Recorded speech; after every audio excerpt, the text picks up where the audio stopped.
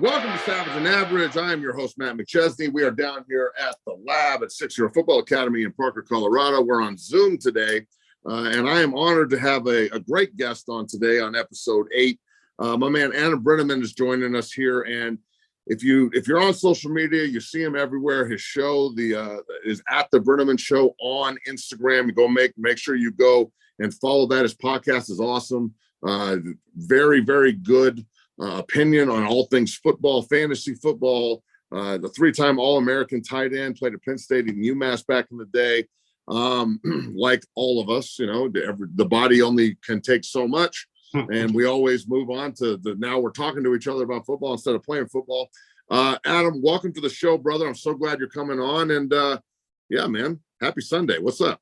Thanks, man. I appreciate having me on. I'm excited to talk. I love following everything you're doing on social media and all the kids you're impacting, man. So I'm excited to talk to you. Really appreciate that. Yeah, we've been down here all morning doing yoga and recovery, and I love it. Yoga's king, man. Yoga's king. I wish I did more of that when I was playing. Yeah, you're not the only one, man. We always have the great yoga Danny Poole in here, and he was my yoga instructor back in the day when I played at CU years ago.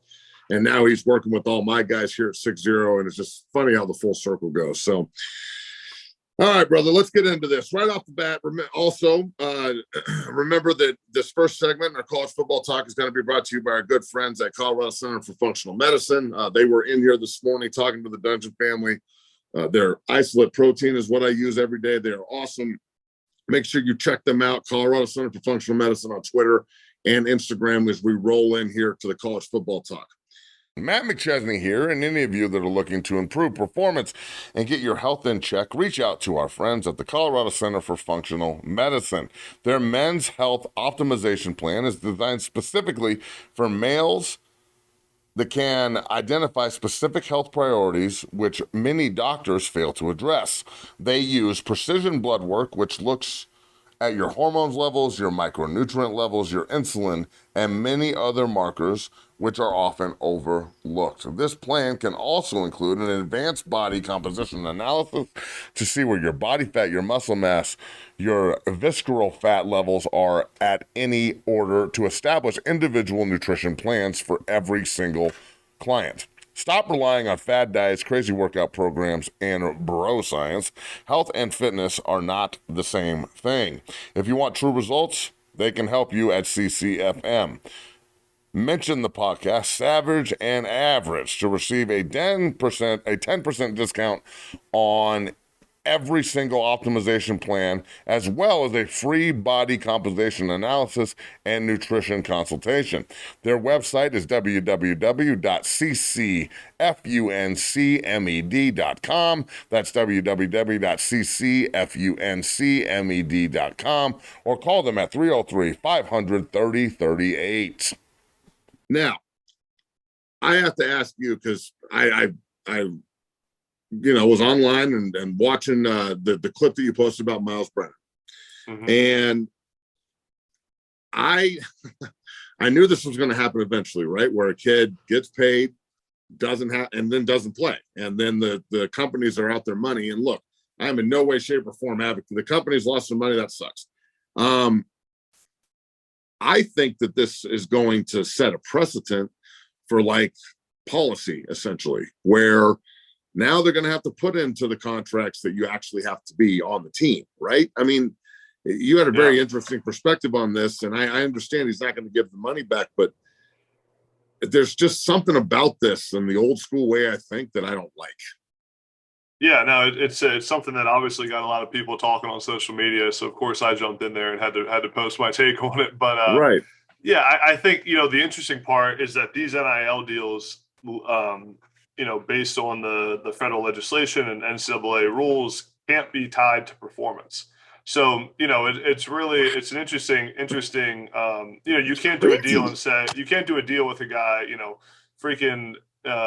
McDonald's can't do a deal with an offensive lineman and say, hey, if you guys rush for 3,000 yards, we'll give you a bonus. You can't tie it to performance. Why does McDonald's have to be tied to O-lineman? What are you trying to say? Right? I know. I should have said that. We're off to a bad start, man. We're off to a bad start. No, I did that because I actually just saw that that I saw Will Levis, the quarterback at Kentucky, posted that his offensive lineman just did a deal with Kentucky with McDonald's. So that's nice. actually why I thought that. Yeah, that kid, Will Levis, is a He's a baller, beast. brother. He's a beast. really, really Kentucky might scare some people this year in the East in the SEC. Yeah, I was just in Lexington interviewing Will Levis for a show. So yeah, he's a good dude, man. He's gonna be playing the NFL for a long time. But back to what you asked me about. Sorry, I went off on my little tangent there. It's all good, brother. That's what we're doing this for. With the Miles Brennan situation, I think that number one, it's another trend in the direction of more power to the athletes,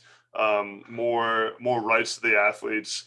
And the reality is, in the NFL, the same thing holds true. If Odell Beckham signs signs endorsement deals, just because he goes and tears his ACL doesn't mean he doesn't get paid. If he were to retire from football, he's still getting paid by all the companies he's working with.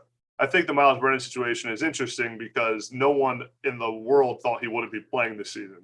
So it's like so out of the left field that obviously these companies, when they factored in what he's worth to their company for an NIL deal, they were factoring in him playing the whole 2022 season, and obviously he's not now. So, I think it's definitely causes a lot of discussion and controversy, but I think we're in this day and age of more power to the players and kind of the professionalization of college athletics, and like it or hate it, it's here, and it's kind of something we all got to deal with now. Well, look, I love it. I want the guys to all get paid. My producer and my COO here at 60, Travis Jones, sitting right in front of me. His son, Connor, just early enrolled in Michigan. He's a freshman up there. I want him to get a bag. Like every one of my guys all around the country, I want them to get bags. Cole Taylor's a big tight end at LSU that we put in from Grand Junction. I know you know him. I want him to get his bag, So I love this. I think the NIL is a massive improvement from when we played. I played way before you, but still it was under the same pretext that, we're amateur athletes. Where do you see this going from like a money perspective? Look, there's freshman quarterback in the SEC that are going to make more money next year than like 12 starters in the NFL. So how long do you think that can sustain, number one? And then do you think that this will do you think that college will ever get to the point where they let people play past 4 or 5 years because of the monetary part of it? Yeah, there's so many different scenarios. Like you just mentioned, the kids wanting to play longer in college because they'll make more money. And some kids may not play in the NFL. And you got this scenario of like what happened with Miles Brennan, but a little different of a scenario where maybe like a really good player makes $20 million in college and says, "Screw this, I don't want to play in the NFL," and says like, I'm just gonna go, do media or I don't want to hurt my body anymore and just I just played 6 years and got paid. I'm retired. Exactly. And so it's really interesting, like the different paths that this could go down. I think from an NIL perspective, with the quarterbacks making the kid that's supposed to go to Tennessee, they're reportedly going to get $8 million or whatever the amount of money is. I think and I'll say that's all reportedly. I don't know that for sure, but that's what everyone's saying. I think the reality is right now, whenever like something new comes about, there's always, this like hype around it. There's like bad actors that come into it. I really think that eventually the market's gonna kind of level out. Like it's not sustainable for these donors and for people just to be funneling millions and millions and millions of dollars. And, and the difference between NFL endorsement deals and then college NIL deals is that in college, you have the recruiting aspect that goes along with it. In the NFL, there's no recruiting going on. It's just, a company like Nike is like, hey, what does this athlete actually bring to our business that helps us drive sales? And I know for firsthand, and you know this too, from playing in the NFL, the amount of NFL players that complain that they don't get endorsement deals is like ultra high. Like so many NFL guys, like, why don't I get, I'm only making $100,000 in endorsement deals, like firing their agent over it, because it's the real value they bring to a company. In college, that's not what it's about right now. It's about recruiting and inducements and businesses trying to support their schools by doing pay for play or bribing guys to come, and say, we'll do an NIL deal with you for $1 million to come to our school. It's unbelievable. But that's not actually what that's not what an NIL was intended to be, right? That's not actually what that player is worth to that business. You know, he's not actually driving that value to the business. It's just like a pass-through entity to pay players. It's a way to support your university if you're a donor. Exactly. So which you know, for whichever way you believe what it should be, that's not what it was intended to be. You know what I mean? It was intended to be for, you know, the average player, any player, to go do a deal with their car dealership or go sell jerseys. Like, that's what it was intended to be, not for sign autographs. Not for these collectives to funnel together $12 million and convince quarterbacks to come to their school. So no matter what you think about it, I think at some point, the coaches want something to change. The coaches are begging. You have Nick Saban and Jimbo Fisher agreeing that there needs to be some kind of legislation or some kind of even playing field. The businesses, I think right now everyone's jumping on it, but it's not sustainable. You know, that money that was, you know, that the money is going to have to level out at some point. I don't think we're going to continue to see the crazy amounts of money that we're talking about. And I just think that, I think that with the new legislation, with the NCAA now announcing, I don't know if you saw the other day, the NCAA came out and said, released a letter to all the schools asking them to help with the investigations they're doing into like schools that have been using NIL money to pay their players. Why would anybody help the corrupt ass, super hypocritical NCAA? Which was kind of the irony of the thing. No way.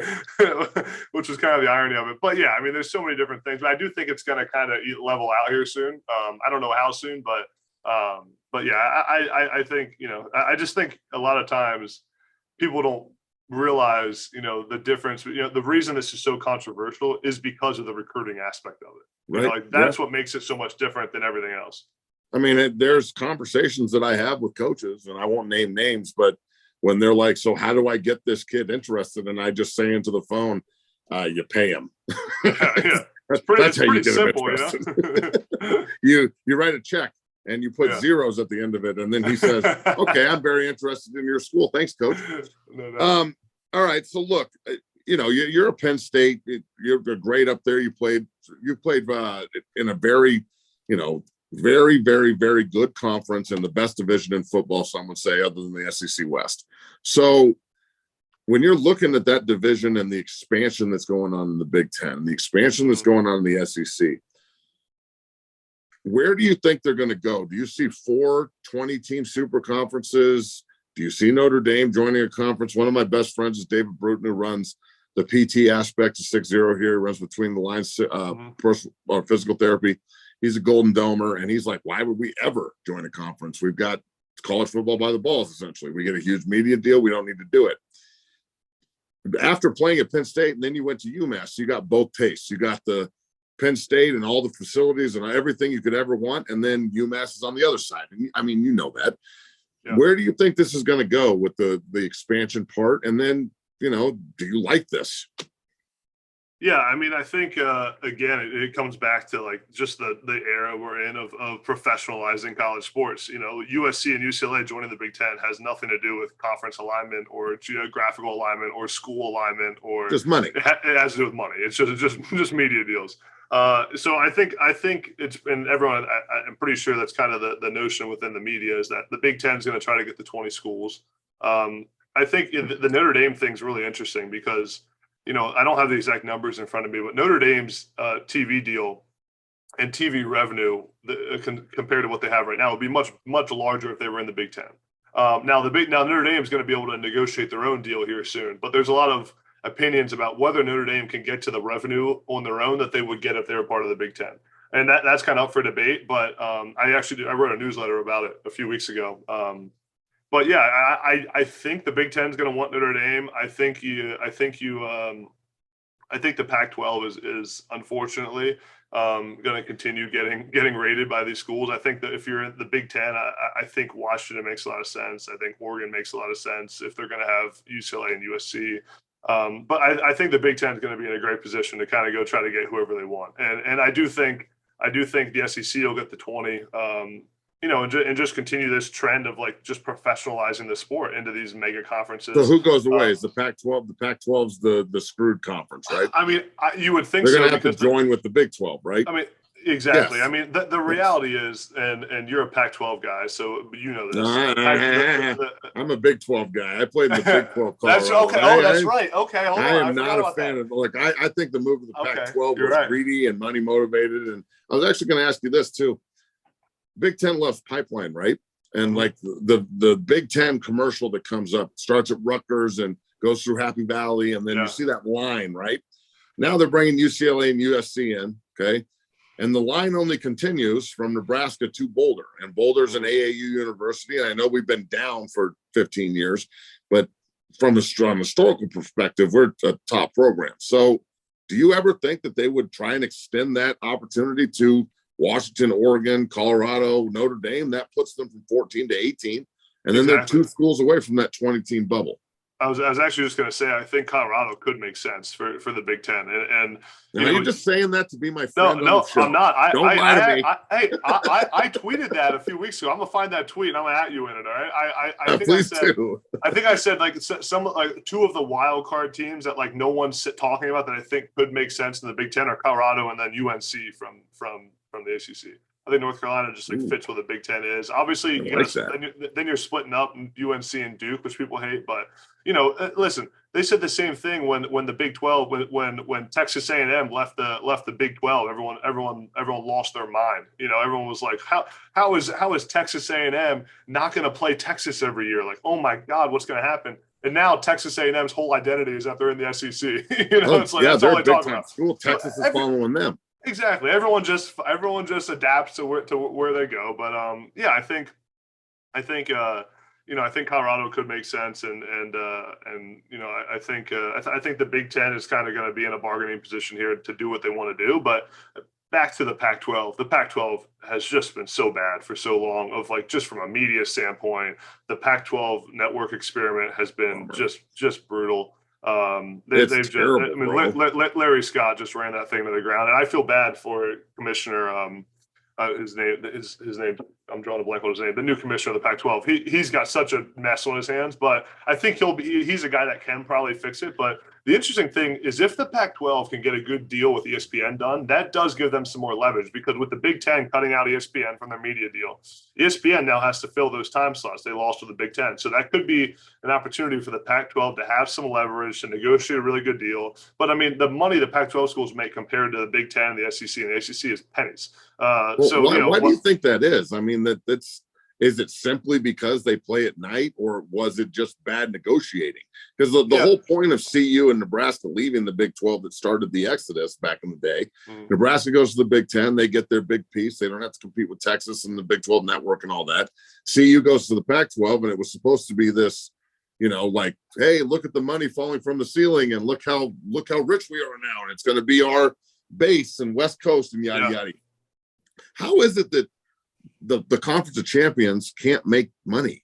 They're on the same plane as the Mountain West, for God's sakes. Yeah, so The Athletic, the news site, wrote a great story on the Pac-12 media deal that was signed maybe 5-6 years ago with Larry Scott, and it was such a great write-up. They found a bunch of information about just how they botched the whole thing up, and the whole thing was all jacked up, and they had all these great options, and they messed the whole deal up, and they bet on themselves because they wanted to do the Pac-12 network. They wanted to copy what the Big Ten did and do the Pac-12 network and not give all the games to ESPN, I think it was. And so, but what happened is they botched the Pac-12 network. It wasn't what the Big Ten network is. And the reality is, dude, Pac-12 teams play on TV and no one can watch them. I mean, you can't even get the Pac-12 network. Bro. Yeah. No one can, dude. When I was coaching at ASU, my family would try to watch the games half the time, and you can't even watch them. I mean, I'm like, that's the only conference in football that it's hard. Like, it should be the easiest thing in the world to find Pac-12 games. It's the Conference of Champions. You got USC football. You got Oregon. You got, it's just like there's no reason for it, and it's just hit the conference so bad.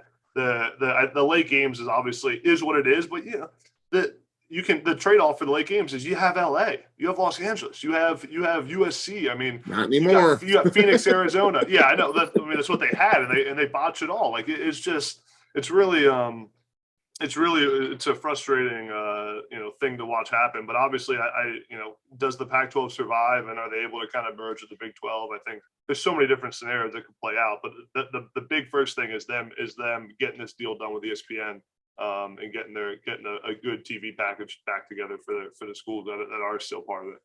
Well, obviously, if CU could get into the Big Ten, I'd be happier than a pig in shit. But... No. And the thing is, you don't want the Pac-12. Like, hopefully, they don't go add like some like JV schools to the Pac-12 now. Like, that's like what you don't want. They're so you wouldn't try and replace like if I'm the Pac-12, I would go, okay, we're losing the LA market. I'm definitely bringing in San Diego State. I'm going after Boise State now. That BYU's gone. Who else fits that profile? Because I'm looking at it like SEC and the Big Ten go to 20. There's 40 teams. The ACC, after the SEC takes Virginia, North Carolina, Florida State, those, the Clemson, they go to the SEC. They have to fill their ranks. And then obviously, I don't think the ACC goes away. I think they just fill their ranks with other schools. But if I'm the Big 12 right now, and I'm like, okay, we got to get to 20. I'm inviting Arizona State, CU, Utah, and then I saw some scenarios where they were going after Louisville and Pittsburgh and the U and like Boise State and like San Diego State, and they're trying to get a conference from coast to coast. Yeah. If we're really going to be in a situation where only 80 teams get an opportunity to play for it, I guess that's the same way it is now, because you really got to be good as a group of 5 team to get into the dance. Do you think if they do go to that 80-team situation, Notre Dame joins a conference, they expand the playoff?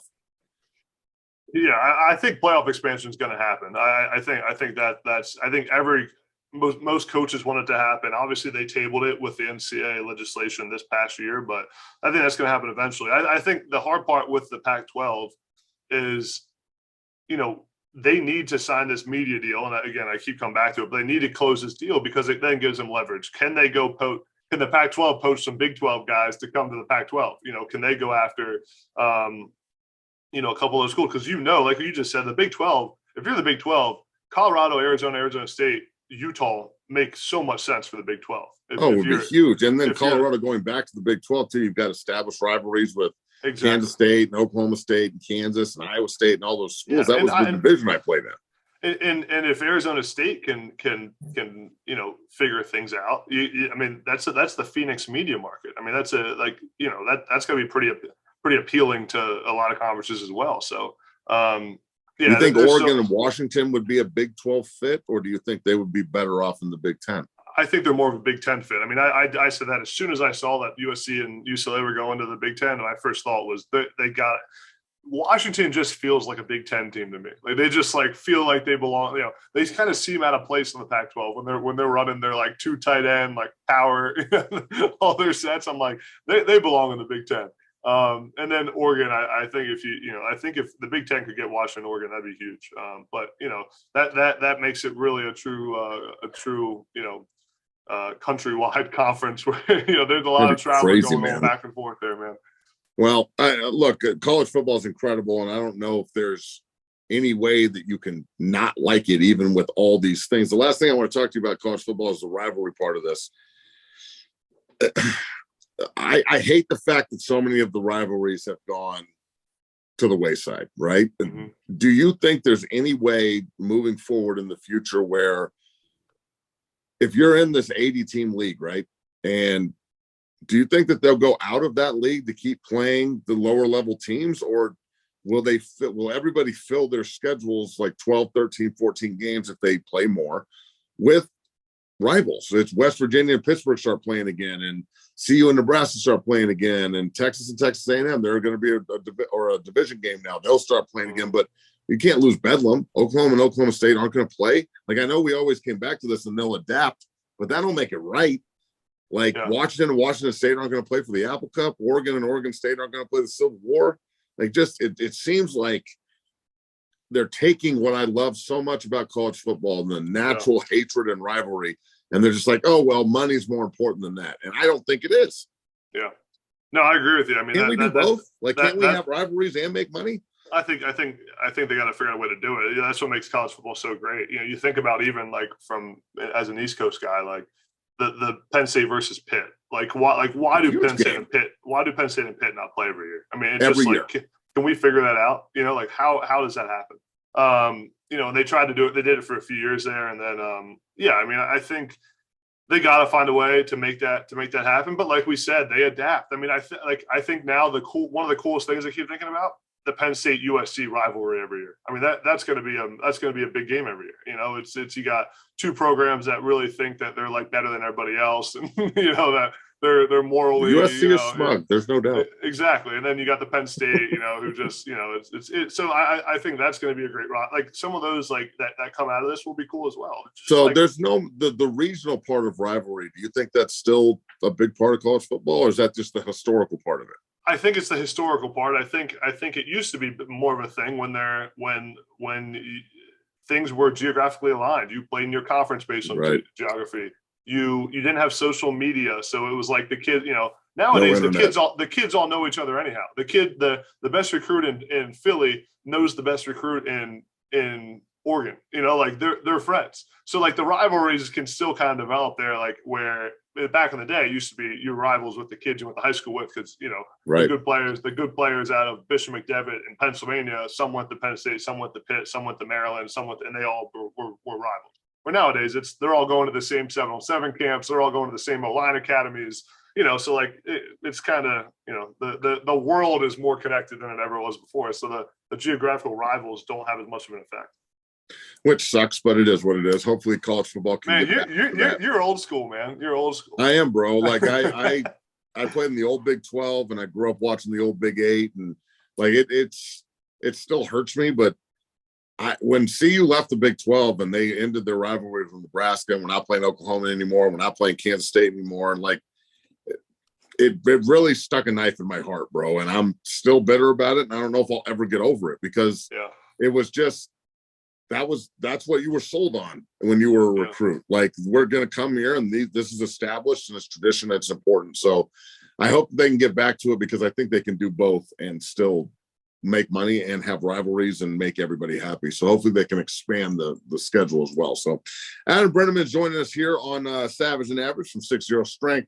Remember to go check out everything at 60 Academy on Twitter, Instagram, and TikTok. And it's the same for my man AB. Go just type his name is. You'll find Andrew Brenneman 81 on all the platforms. Follow him. Make sure you watch his podcast. He does a great job and all changing the narrative on college football and the way people think. And I love his show, so make sure you go check it out.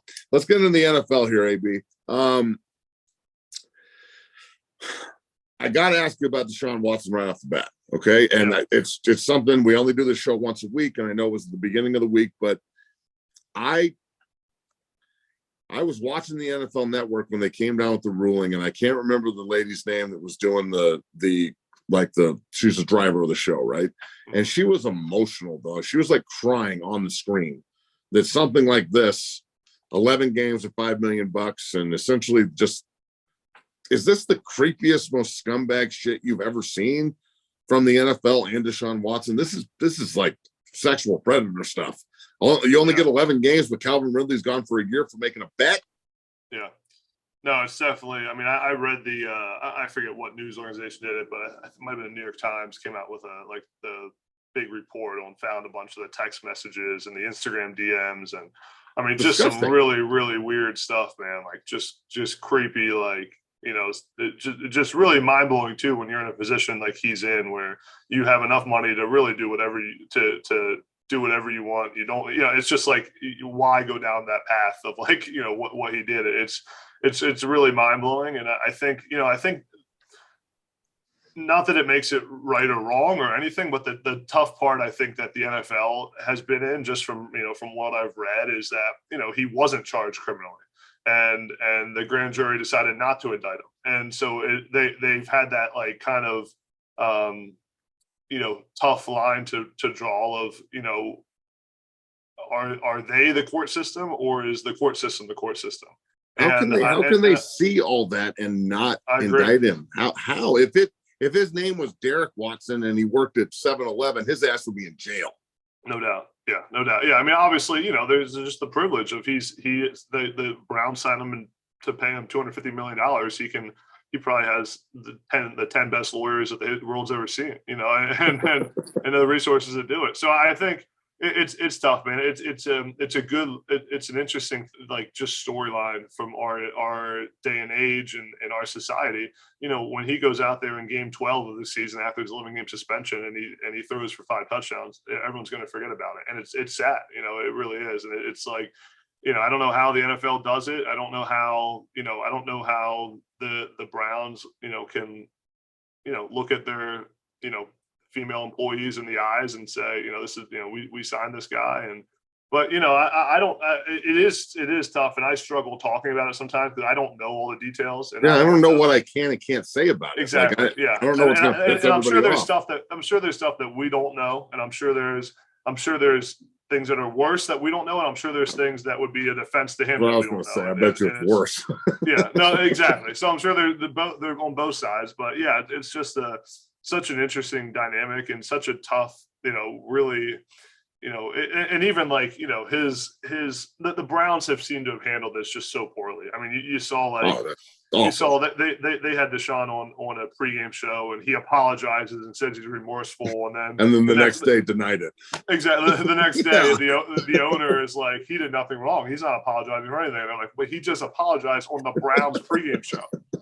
So it's like it's a mess, man. It is, yeah. And I know the clip you're talking about, where, you know, some of the females on the, I think it was NFL Network, got him talking about it. So I hope tough, man. I hope Cleveland goes 0-17. Like, I hope they don't win a damn game and football karma just bites them in the ass. And I don't think that's going to happen because they're loaded. But still, there's got to be some kind of like standard at some point. And obviously the NFL has the ability to just look by shit. So it is what it is. I wanted to get your opinion on this because I heard this story last night and I was just amazed by it. Tom Brady and Rob Gronkowski almost got traded to the Las Vegas Raiders in 2020 before the pandemic. And John Gruden at the last minute killed the deal.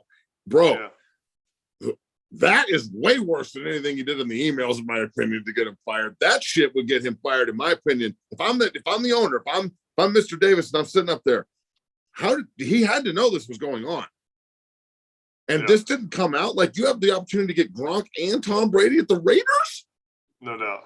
Oh my God, man! That I mean, and the story is like on that. Well, the interesting thing is when I saw it on Twitter, and I was like, okay, this is just because Dana White's the one who was talking about it on I forget show or whatever. And Gronk brought it up, and Dana was like, well, exactly. Shit, if you're going to bring it up, I'm rolling with this. So I would have been. I'm the one. I worked to put that deal together for Brady and Gronk to come to the Raiders. And it was almost a done deal. And at the last minute, Gruden blew the deal up and said that he didn't want him. And all hell broke loose, man. It was crazy. And Brady was already looking at houses, and it wasn't being said yet that Gronk was coming. So Las Vegas would have had Brady and Gronk the year that the Bucs won the Super Bowl, except Gruden blew the deal up. And there's so much story that goes along with this behind the scenes. And I was never going to tell that story till Gronk just said it, but yeah. And Dana, let me tell you what, Brady was not happy. And you just told the story. That is exactly what happened. Wow. Breaking news. Wow. You sent me with the Gronk. John Gruden screwed up. County going to the Raiders. It worked out for the best. And I'm glad it did not go through. Really? Yes, I am glad it did not go through. So you said if he was the Raiders, that wouldn't have won a Super Bowl? Yes. No, I mean, it all worked out for the best, man. I'm glad we went to Tampa, man. It just worked out. I love it. So I thought that it was like just Dana just being Dana and talking. And then I saw like Gronk actually confirmed it. And then when you look back at some of the interviews Brady's done, Brady has mentioned before in interviews that there was a team that didn't want him. And like, it's like, he's like said that in passing before. And now it all makes sense. It's actually mind blowing. I don't know how dumb are you, I would love to know like what the, I would love to know like what the reasoning was, or like what, but yeah, that's way worse than anything else he's done. Turning down Gronk and Tom Brady. I mean, like, it's, I don't want Tom and Gronk. Literally. Yeah, for Derek Carr. Yeah. Thank you. Take him. Yeah. Appreciate it. No doubt. So yeah, if I'm a Raider fan, or if I'm in Vegas, and I might be go protest the team, and he didn't even work there anymore. No doubt, man. Yeah, it's such an interesting story. That this is one of the cool parts, and not to go off subject too much, but like one of the cool parts about where we are in the day and age of like media, of athlete driven media and stuff, is you get to hear these kinds of stories. Like Gronk was on that network, and back in the day, athletes, when I was playing, like athletes never really did meet. They didn't really open up about anything. They didn't do their own shows or their own podcasts. They just kind of talked to the reporters, and articles came out, and that was it. But now you see so many guys like doing their own podcasts, hosting their own shows, having other guys on each other's podcasts. Yep. You get to hear these kinds of stories that like we would never get to hear before, just because we had Gronk on some TV show. So it's pretty cool. Like it just brings us all closer to the game, and we can all, it gives us more to talk about. Well, it gives the players a more personal aspect to the fans too, and everybody listening, because they get some real world stories, and they we've had Atwater and you on the show, and Derek Wolf, and yada yada yada, and everybody opens up, and they're a little bit more personable than they would just being with the the way they used to tell us back in the day with the media, like just answer the questions vanilla, say everybody's doing a good job, congratulate your opponent, get off the mic. So from an NFL perspective this year, Adam, when you're looking at the AFC and the NFC, and I think that if you're top 2 or 3 teams in each conference, what the Bills did yesterday, and just watching Josh Allen, Buffalo is scary in my opinion. Kansas City is a good team, but I don't know if they're going to be back where they were. How do you feel about the Broncos specifically? Oh, I like the Broncos. I think they got a chance to be really good. I think I think Judy's obviously one of the best in the league, and I like the Broncos a lot. I mean, I think it's tough in preseason because I always struggle, and I've been trying to watch most of the games. Someone right now of breaking down the young guys, trying to see how a team's going to be, and then realizing that the Baltimore Ravens haven't lost a preseason game in like six years, and it doesn't seem to translate too much to the regular season. So. I always struggle with that. I think, I'm just super excited to see Russell and what he does. And I think he's in a point where he could really have a kind of like the second coming, the second leg of his career, be really, really strong, and has a good cast around him. So I think it's going to be a good spot for him. And I'm excited to see how Russell plays and where where he takes that franchise. Have you ever seen the NFL this deep at the quarterback position? Because you look around at damn near every team, and they've got a dude. No doubt. Like, there's dudes everywhere. I've never seen it like this before. I mean, even when I was growing up, there's good quarterback play, but then there's also just like, like this. We know who the elite guys are every year. Yeah. Right now, I think it'd be hard pressed to make a top 10 and not leave like 5, 6, 7 guys off of it that deserve to be on it. Yeah, no doubt. No, I think, I mean, we're in the NFL. It's so clear now more than ever that you need an elite quarterback to win games. I mean, it's just like you could have the best talent around you ever, and if you don't have a good quarterback, it ain't happening. And the things that a good quarterback can do when the rest of your team's bad is amazing. So teams have invested more and more than ever. You just saw the deal Kyler Murray got with the Cardinals. How do you feel about that deal? with his no video games clause in the deal. I mean, I think, and I'll say this, I got to be careful because I know a lot of the Cardinals guys really well and their front office, and a bunch of my buddies work there. But I think I know they love Kyler. Kyler is so talented, and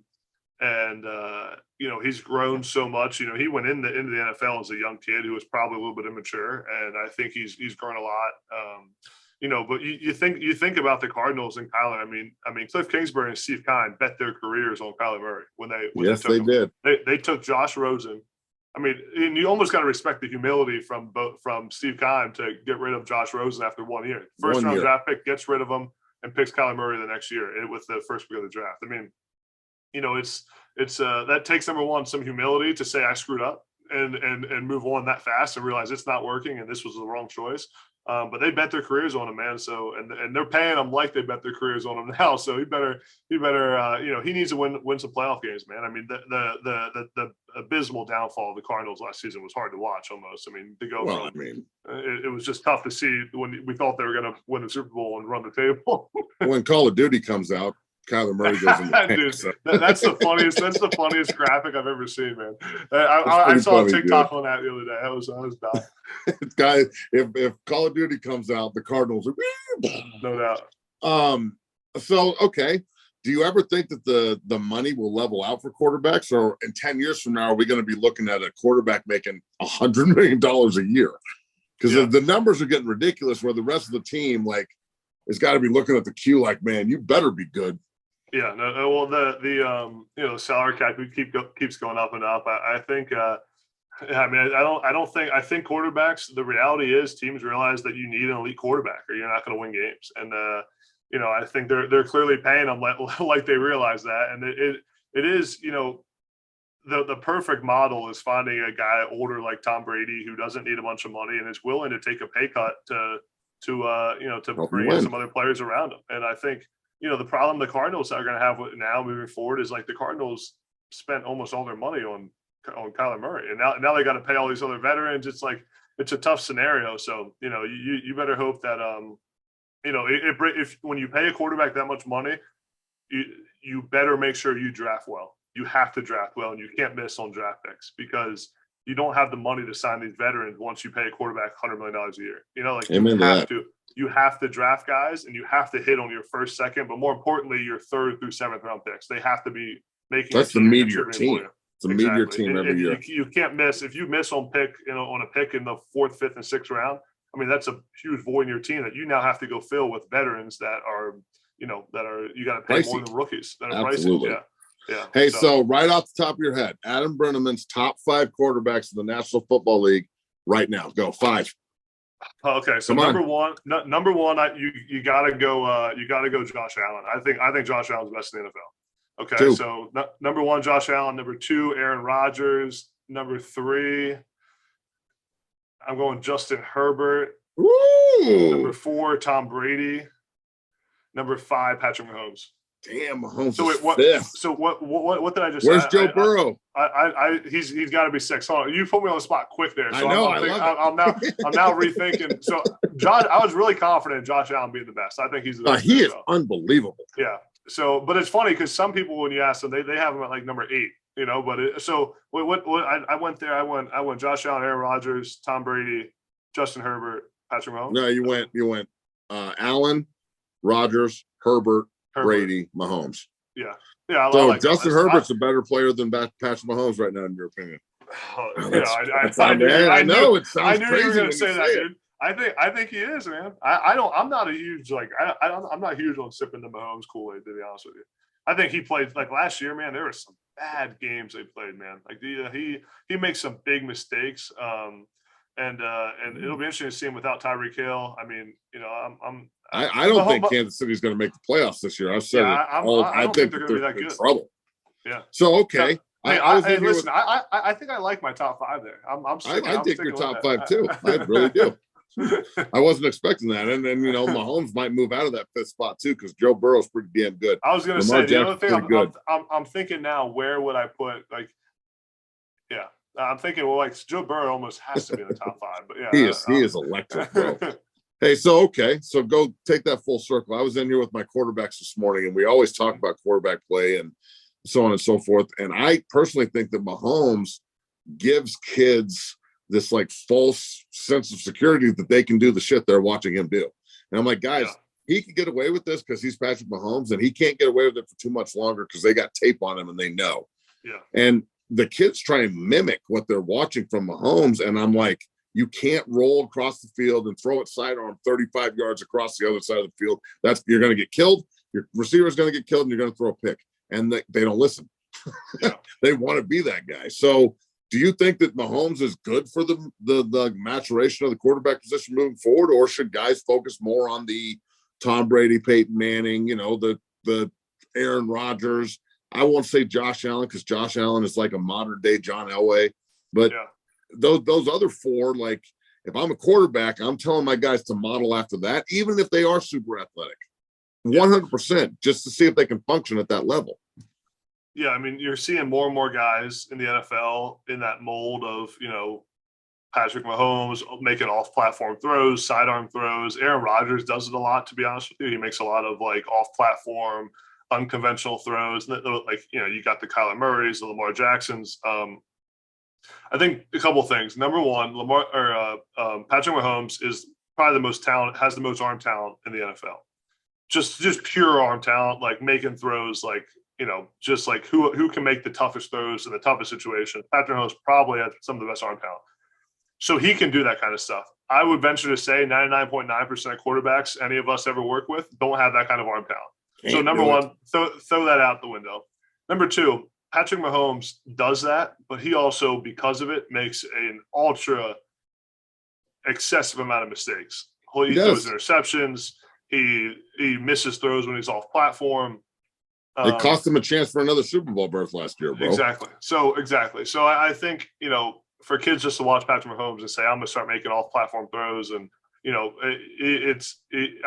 and the reality is too with this, if you watch Patrick Mahomes early on in his career, especially in college, he wasn't making off-platform throws. He started to do that as he got better and better and got more confident and got more swagger. And so, like, it's not like Patrick Mahomes woke up and started throwing sidearm every play on slant routes. He was standing in the pocket. He was delivering strong throws. So, I think kids need to just take it one step at a time, be a good quarterback, play in the pocket, and don't try to model after probably the most talented, best arm talent that we've seen in a long time.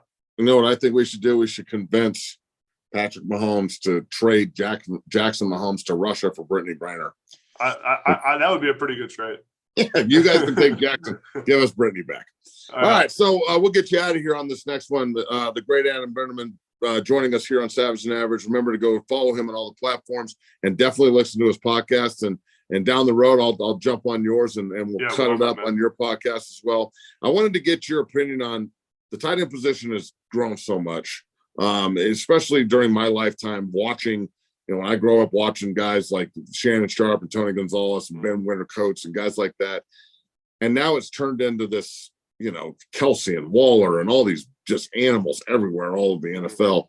We've got a couple of really, really talented tight ends out of this room. We talked about Cole Taylor earlier, who's at LSU, I think is going to end up being a draftable player. He's a really good player, yeah. He's a stud. And we've got some dudes in here. Simon Kibbe right now is a big 6'8" tight end from Grandview. He's a great player. And Mason Cowgirl and all these guys that are striving to go be like you and Kelsey and these other cats that played the position at such a high level. When you're talking about the best tight ends of all time, are you going more modern era, or do you go from a historical standpoint of like Ozzie Newsome didn't get the ball thrown to him that much? If he was playing in today's league, how good would he be? Winslow, how good would he be? I look at it and I say guys like Sharp, Gonzalez, Rob Gronkowski, obviously Ozzie Newsome, Travis Kelce. Where do you sit on the tight end hierarchy? Yeah, the tight end position is interesting and difficult because there's so many different types of tight ends and guys who do different kinds of things, and guys who it's really a few positions molded into one. So, it's you kind at the tight end position, there's really three different kinds of tight ends. You have the true flex guy, you have a true hybrid, and you have a true like inline guy like an Ozzie Newsome who didn't get the ball thrown to him a ton. As far as like the top ones of all time, I think obviously because I'm younger, I skew towards like the newer generation because I never saw Shannon Sharp play. I never saw Ozzie Newsome play. I never saw Kelly Winslow Sr. play. But if we're going top five, I think you got to start with Tony Gonzalez. I would probably go Rob Gronkowski. Who did you watch when you were playing? Who did you fall back on and watch? So when I was playing, man, funny story. I was going to so I went to Penn State, played for Bill O'Brien, right? So Bill O'Brien had just gotten to Penn State when he just left the Super Bowl season with the Patriots in 2012, I think it was. And that was the year that it was kind of one of the years where the tight end position in the last like 5-10 years has become like a really cool position. Like back in the day, like no one wanted to be a tight end. It wasn't cool to be a tight end. Now it's like, tight end's like sexy and like everyone wants to be a tight end because it's a cool, that really started, in my opinion, like the trend of like younger kids wanting to be tight ends was really like Gronk with the Patriots. And the one season was Gronk and Hernandez playing with the Patriots. Yep. And I remember going to Penn State and Bill O'Brien like showing my film when he was recruiting me and like comparing me to Gronk and Hernandez. Now, obviously, you don't want to be compared to Hernandez anymore. Nope. But you know, but it was just those were the types of guys that I watched. You know, you had I remember watching like I was an Eagles fan. It's like Brett Selleck with the Eagles. Oh yeah, Brett Selleck was a dude, bro. No doubt, man. So I remember like watching all those guys, but yeah, Gronk's kind of like the one. Obviously, everyone grew up like that's why I wore 87 in high school. Like Gronk was kind of the guy. I think he's the best tight end that's ever played. The most complete player at the position. He'll block the hell out of you. He's physical. He can run away from you. He's unguardable when he's in the middle of the field.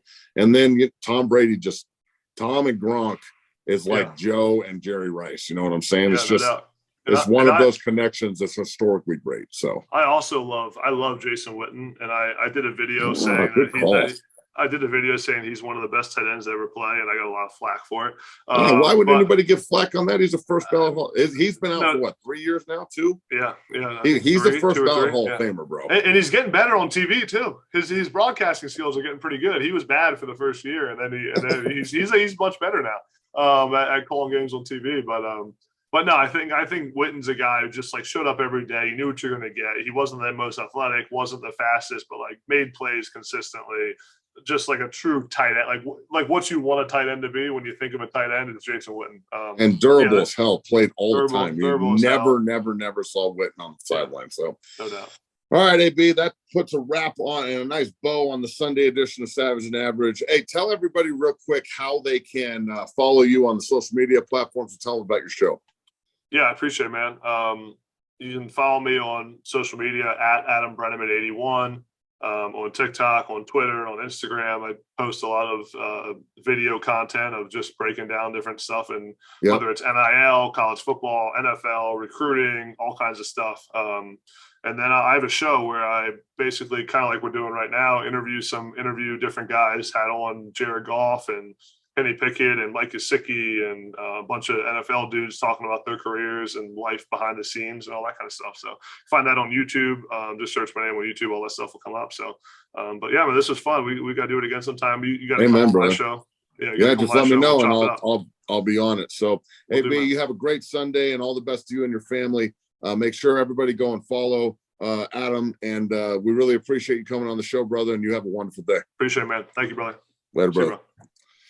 All right, folks, that is a wrap. Episode 8 of Savage and Average down here from 6-0 Football Academy in Parker. I am your host, Matt McChesney. As always, big thanks to Travis Jones for all he does behind the scenes. Everybody at TikTok Live, quit hating.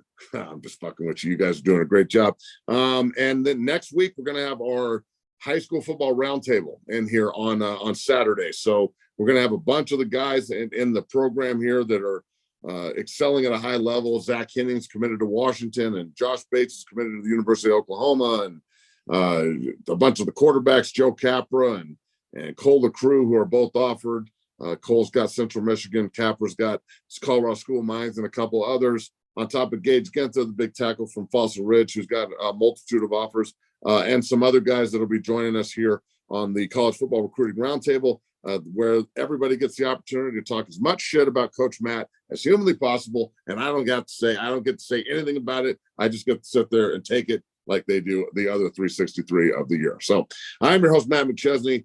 Thank you so much for listening once again. And remember, you can follow everything at 6-0 Academy on the 3 platforms, and then check out the show on YouTube, which is linked there on the Instagram account. Okay. Thanks, folks. Have a great Sunday, and go Buffs.